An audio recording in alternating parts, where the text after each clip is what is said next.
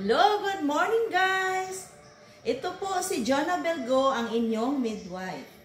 For today's video, tuturuan ko kayo kung paano mag-compute na EDD or Expected Date of Delivery.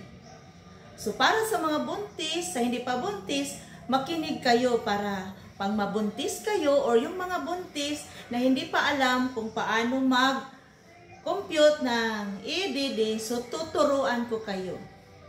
So ito, una, yung LMP, last menstrual period. Ano ba yung last menstrual period?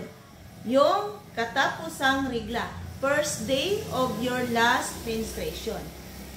Halimbawa, yung last menstruation is August 1. Then September 1, hindi na kayo dinatnan.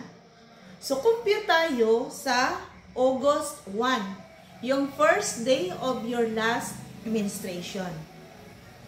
So halimbawa, August 1. So August, September, October, November, December, January, February, March, April, May.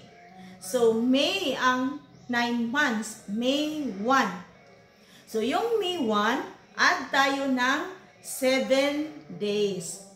So, May 1 plus 7 days equals May 8. So, yung 1, dinagdagan natin ng 7 days, naging siyang 8 days. So, yung EDC niya is May 8, 2025.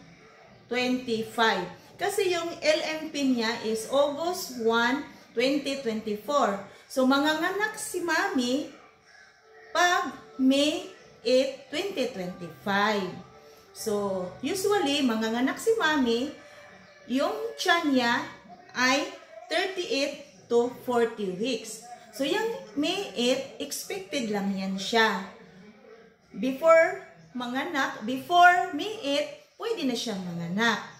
So, guys, sana natutunan nyo yung how to compute expected date of delivery. So, more knowledge, please subscribe my channel, YouTube channel, Jonabel Go, ang iyong lingkod. So, thank you guys! Thank you for watching!